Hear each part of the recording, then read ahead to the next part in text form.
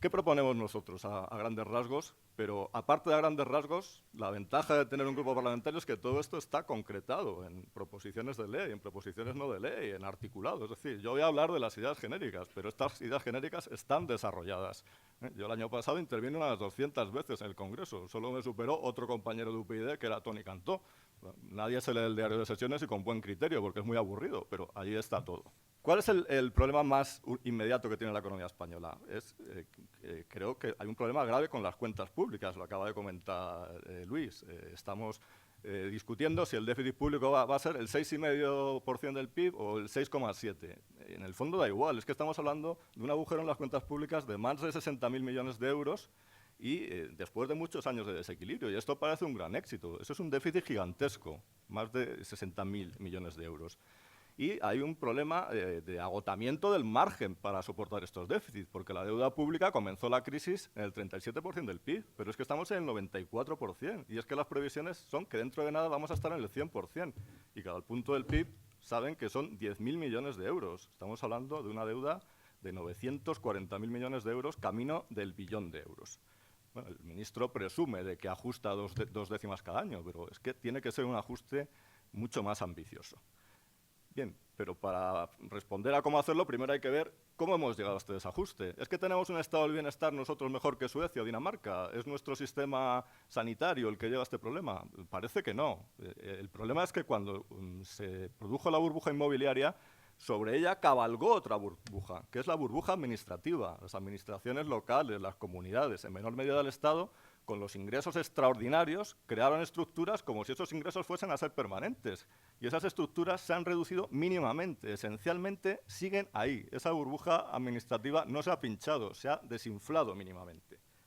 Las comunidades autónomas, cada una de ellas ha constituido su pequeño mini-estado. Tiene su Tribunal de Cuentas, su Consejo Económico y Social, embajadas en el extranjero, su Consejo Consultivo. Muchas de estas instituciones son superfluas. Hay órganos estatales que pueden hacer esto, el Tribunal de Cuentas, el Defensor del Pueblo.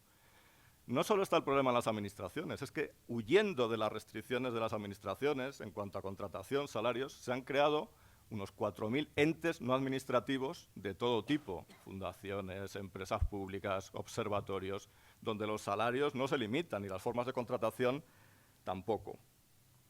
Y, esencialmente, como digo, eso sigue ahí. ¿Cuáles son nuestras propuestas? Articuladas y detalladas y repetidas.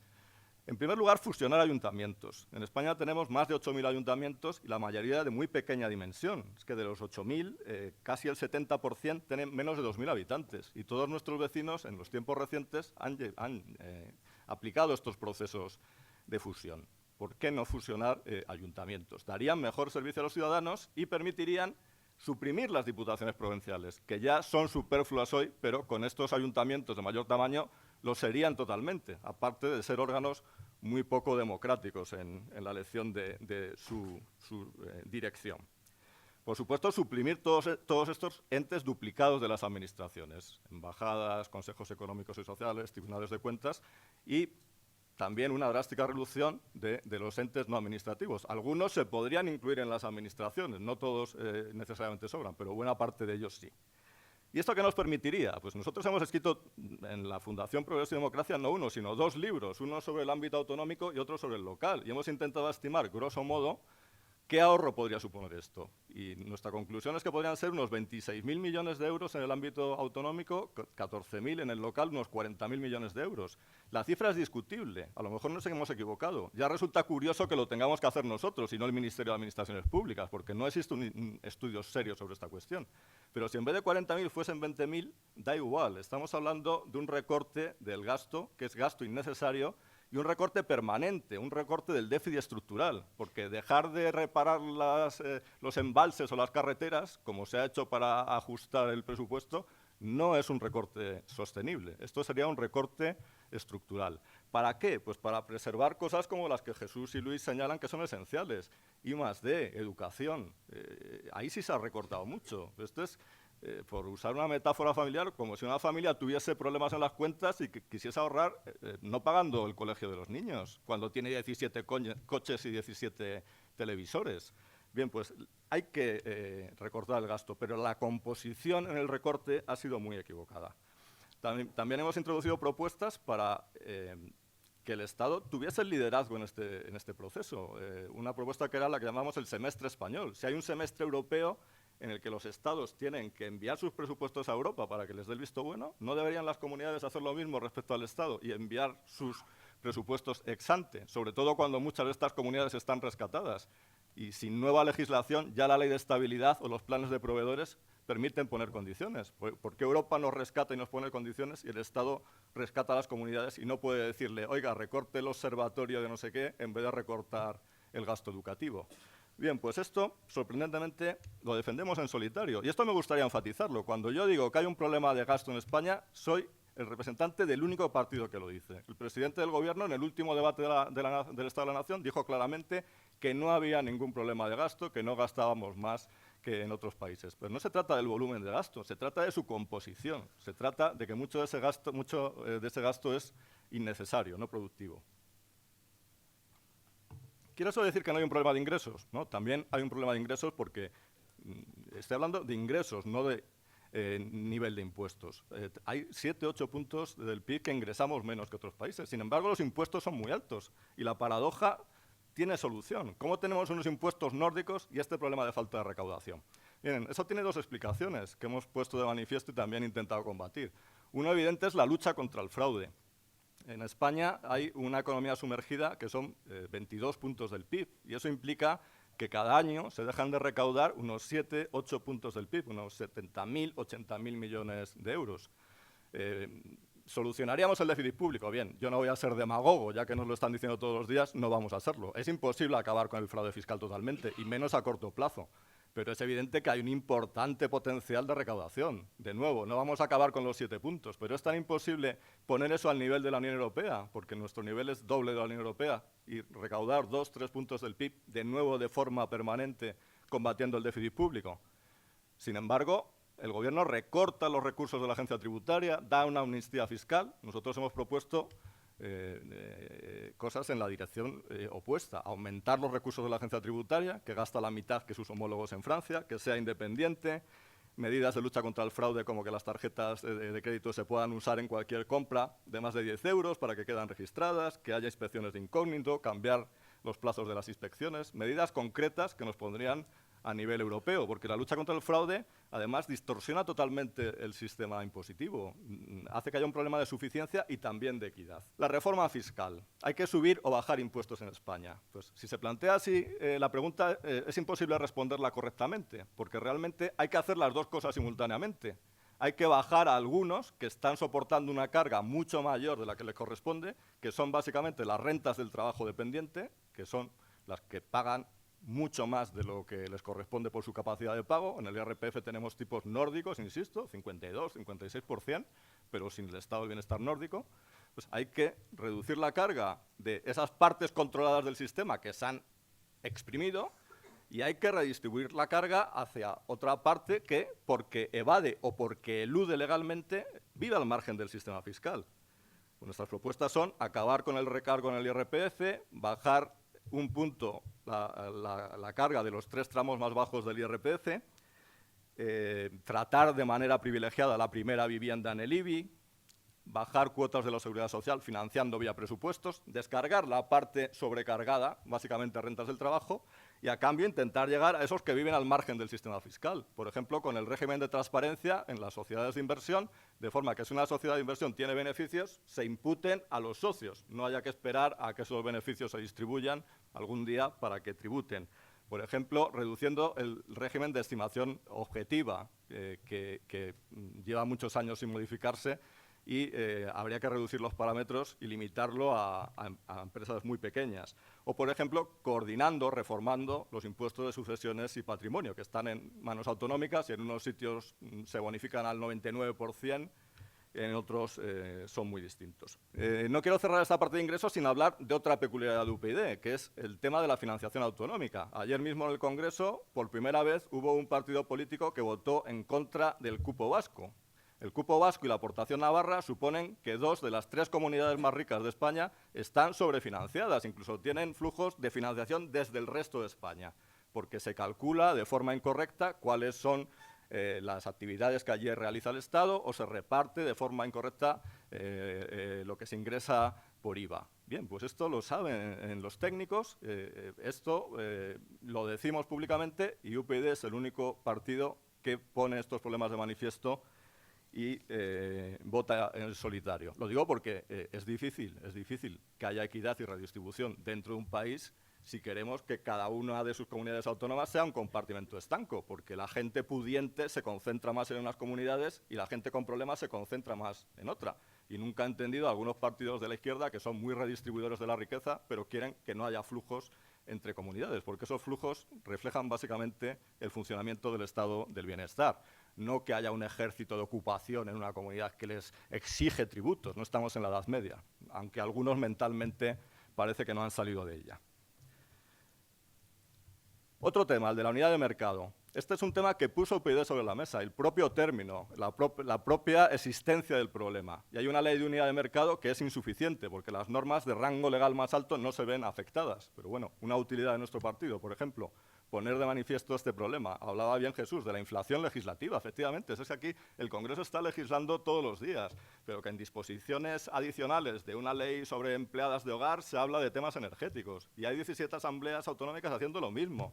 Y los ayuntamientos con sus propias normas y las normas europeas. Yo a veces me pregunto si un ciudadano o una empresa quiere cumplir la ley en este país, ¿cómo puede hacerlo si no sabe ni las normas que tiene que cumplir? Si hay empresarios que comentan que es más fácil expandir su actividad en un país vecino que de una comunidad autónoma a la otra. Bien, esto se ha abordado, pero todavía de forma insuficiente. El tema financiero, las cajas, bien, aquí nosotros cuando decían que teníamos el sistema financiero mejor del mundo, ya denunciamos lo que estaba pasando. Ahora hay ya mucha leche derramada, hay muchas cosas que tienen difícil solución, pero todavía se pueden hacer cosas. Por ejemplo, exigir responsabilidades, Estado de Derecho. No puede ser que las personas que han hundido las cajas estén impunes, pero no son impunes, están premiadas socialmente. No solo es que a ninguno no le haya pasado nada, es que están disfrutando las indemnizaciones millonarias, las prejubilaciones que se autoconcedieron. Y esto es un ejemplo social inadmisible. Y gracias a compañeros como Andrés Herzog, que por aquí nos acompaña, pues en el caso Bankia o en otros casos como Caja Segovia, alguien que no debería haber sido un partido, debería ser la Fiscalía del Estado, ha hecho algo. La Fiscalía suele actuar más bien como segundo abogado defensor de los implicados. Y una de las experiencias más vergonzosas que he tenido yo como diputado fueron las comparecencias en el Congreso de los responsables de las cajas. Y todavía recuerdo al señor Moltó, por ejemplo, mirándome a los ojos y diciéndome que el aeropuerto de Ciudad Real sería un gran negocio en el futuro. Es ser un futuro muy lejano, pero es que las intervenciones de otros portavoces eran casi pues, como si estos señores hubiesen sido unos héroes, distribuidores de la obra social de las entidades. Exigir responsabilidades, indemnizaciones, poner de manifiesto el coste del rescate. Se nos está tomando el pelo con lo del coste cero, cuando ya hay 43.000 millones de euros perdidos. Y de cara al futuro, pues propuestas como mejora en la inspección del Banco de España para que tenga más independencia y un estatus parecido al de la agencia tributaria, mejora de los servicios de reclamaciones del Banco de España o la CNMV, que hoy dan resoluciones que no son vinculantes. El tema de la segunda oportunidad relacionado con el desendeudamiento. Hay muchas personas que han perdido su vivienda y siguen muy endeudadas porque la vivienda se malvendió y la deuda sigue pendiente. Si las empresas tienen un régimen de segunda oportunidad, ¿por qué no también las familias? En fin, son temas que se arrastran de ese hundimiento de las cajas que no pudimos evitar, pero sí avisamos de lo que estaba sucediendo. El mercado de trabajo. Bien, el mercado de trabajo lo han comentado muy bien Luis y Jesús. Es un mercado de trabajo desquiciado. Existe el problema del desempleo, pero existe el problema también de la precariedad. Hoy en España, de los nuevos contratos, de cada 100 nuevos contratos, un 93% son temporales. Es decir, prácticamente todos los nuevos contratos que se firman en España, 93%, son temporales. Y del 7% que son indefinidos, casi la mitad, el 40%, son a tiempo parcial. O sea, es que más precariedad es prácticamente imposible. O sea, todo el trabajo es a tiempo parcial o temporal y con unas duraciones de los contratos de meses o a veces de semanas. Esto tiene consecuencias tremendas que ellos han señalado muy bien en su participación en Nada es Gratis. No es una anécdota, es que con esa precariedad en el empleo no hay ningún incentivo para formarse, ni por parte del trabajador ni por parte del empresario. Y sin formación y mejor capital humano, no se puede mejorar la productividad, por no hablar de otros temas como los accidentes laborales, la posibilidad de emanciparse los jóvenes y formar una familia, la posibilidad del acceso a la vivienda. Y hay una solución inteligente que nosotros hemos tomado del mundo académico, no es una ocurrencia, que es el contrato único indefinido. Lo hemos presentado hace poco más de una semana como proyecto de ley articulado, gracias al trabajo de compañeros como Ramón Marcos, que han demostrado cómo llevar eso a la práctica. La idea intuitiva es sencilla, simplemente se entra con un contrato indefinido, con una indemnización por despido inicialmente parecida al contrato temporal, que en el 93% de los casos ya es así. Y luego esa indemnización va aumentando progresivamente, como una rampa, no como ahora, que pasa de 0 o 12 días a 33. Y ese salto es el que hace que el empresario nunca quiera darlo, siempre lleva al trabajador a una trampa de la precariedad. Bien, pues en vez del salto vamos a hacer una rampa y empezamos como un trabajador temporal y a los 5 o 6 años nos hemos convertido en un trabajador indefinido. Hay además la posibilidad de poner una doble escala de indemnización para acabar con cualquier duda de si eso es constitucional. Bien, pues de nuevo UPyD es el único partido que defiende esto y de nuevo todos votaron en contra con argumentos realmente peregrinos. En fin, creo que este es un tema de todas formas que algún día acabará sucediendo y algún día los que hoy votan que no dirán que siempre pensaron que era una gran medida y nos harán lecciones sobre ello. Mejorar las políticas activas, también muy en la línea que decía Luis, la necesidad del capital humano. Muchos parados hoy son jóvenes que abandonaron sus estudios prematuramente para trabajar en la burbuja de la construcción. Son jóvenes sin apenas estudios. Sería crucial que se aprovechase este tiempo de paro para mejorar su formación, con cursos lo más individualizado posible, lo más adaptado posible a sus necesidades. ¿Qué se ha hecho? Recortar el gasto en políticas activas y lo que se gasta, pues solo hay que leer los periódicos para ver cómo se gasta y qué tipo de cursos se dan, cuándo se dan. Esto es una estafa a nuestros parados en nuestra juventud. Sería crucial mejorar la formación de esos parados y para eso habría que utilizar también el sistema educativo reglado, no cursillos encargados a sindicatos o patronal. En el tema de la protección, hay un tema que quiero resaltar porque es muy poco conocido y es sorprendente. Y yo creo que se mantiene precisamente porque es poco conocido. Y es que el último escalón de protección en España, es decir, una vez que uno agota la prestación de paro, el subsidio, la renta activa de inserción, lo último que queda cuando uno agota todo lo demás son las llamadas rentas mínimas de inserción. Y estas rentas mínimas de inserción son autonómicas. Y nos encontramos con la paradoja de que hay una desigualdad enorme entre comunidades, pero el nivel de protección es más fuerte en las comunidades con menos problemas y el nivel de protección es mínimo en las comunidades con más problemas. Por mostrarlo con datos, en Andalucía hay 34.000 beneficiarios de esta renta mínima de inserción y en el País Vasco hay 86.000. En el País Vasco hay más del doble de beneficiarios de esa renta mínima de inserción. Es curioso porque resulta que Andalucía tiene una población de 8,5 millones y el País Vasco de poco más de 2 millones. Andalucía tiene 4 veces los habitantes del País Vasco. Y Andalucía tiene una tasa de paro del 36% y el País Vasco del 15%. ¿Cómo se explica que ese último escalón de protección proteja al doble de ciudadanos en esa comunidad rica que en la comunidad tal vez con mayores problemas?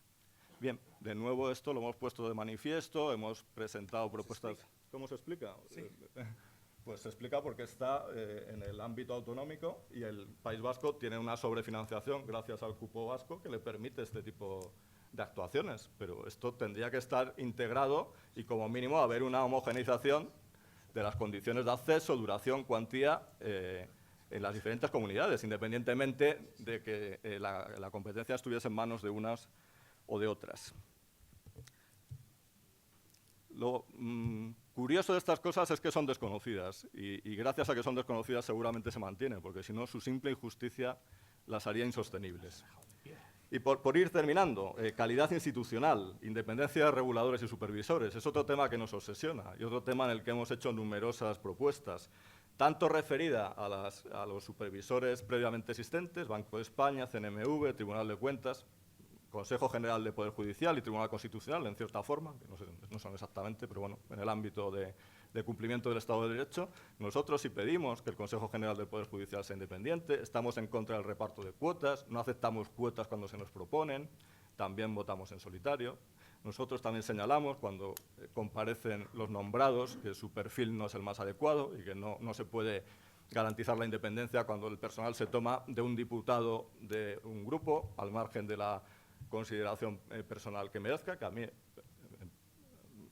me pueden merecer consideración personal, pero igual que yo no sería independiente juzgando temas que afecten a UPyD, pues un diputado del Grupo X tampoco es independiente juzgando temas que implican a su propio partido, o personal que viene de la oficina de la Moncloa, o personal que viene de los ministerios, pues de ahí se recluta el personal para dirigir los reguladores y supervisores. No hemos aprendido nada, porque en el origen de nuestros problemas estuvo la falta de independencia de estos organismos. Y en esta legislatura se han creado nuevos organismos, la CNMC, un organismo muy importante, y la Autoridad Independiente de Responsabilidad Fiscal, con los mismos criterios. Y es triste porque la literatura académica tiene muy claro los requisitos que hay que cumplir para que un organismo sea independiente. Pues, nombramientos basados en méritos verificables, con mayorías reforzadas, con mandatos que sean más largos que una legislatura y no sean renovables, para que no tenga que hacer méritos esa persona para que le sigan nombrando, independencia en la financiación. Bien, pues todo esto es conocido, todo esto se incumple. La última autoridad independiente de responsabilidad fiscal, el ministro de Hacienda, nombra a la persona que le va a controlar, aunque es un buen economista, yo le respeto personalmente, pero lo nombra el ministro de Hacienda para que le controle. El presupuesto de la institución depende de los presupuestos generales del Estado. En fin, la única propuesta nuestra que les suele gustar es lo de los mandatos largos, porque una vez que ponen a uno de los suyos, pues ya prefieren que siga el mayor tiempo posible, evidentemente. Y por último, regeneración política. Ya nos llevaría a temas mucho más amplios, pero en el fondo está ligado, efectivamente. Nosotros proponemos reformar la ley electoral, de nuevo con una propuesta articulada y concreta, que se basa en una que hizo el Consejo de Estado en el año 2009. Proponemos esto no para beneficiar a UPyD, sino para que el voto de un ciudadano en una zona del país valga lo mismo que el voto de otro conciudadano en otra zona del país. Y eso se puede hacer mezclando los distritos provinciales con el distrito único. Proponemos desbloquear las listas. En el tema de los partidos hemos incidido mucho en propuestas para controlar la financiación de los partidos e intentamos dar ejemplo. Nos financiamos mucho más con las cuotas que otros partidos. Hacemos primarias, incesantes primarias en nuestro partido, a los consejos territoriales, a las elecciones europeas, nacionales. Hemos combatido la corrupción, proponemos que los corruptos no vayan en las listas, hemos combatido el residuo feudal que hay en nuestro sistema jurídico de los indultos, en el que el ministro de Justicia puede indultar a quien le parece, como si estuviésemos en Semana Santa cuando, en fin, en tiempos medievales. Hemos combatido el tema de los aforados, que es otro tema del que nadie hablaba y ha entrado en el debate político. En España hay 10.000 aforados, mientras que en otros países hay 2 o 3 o ninguno.